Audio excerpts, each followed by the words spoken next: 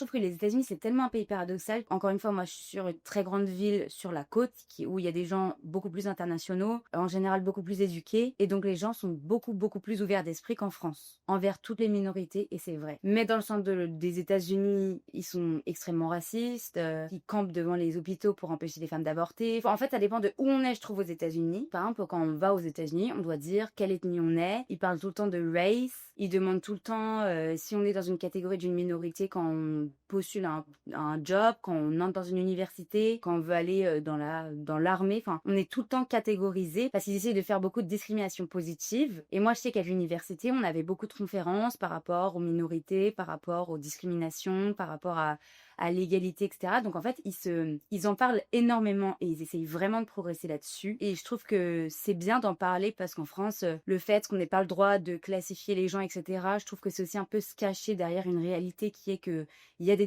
discriminations et qu'on devrait essayer de faire en sorte qu'il y en ait moins. Donc aux États-Unis, ils sont proactifs par rapport à ça. Mais je trouve que dans les faits, il y a quand même énormément de discrimination et les minorités sont pas tant que ça protégées. Il y a énormément de racisme envers les différentes minorités.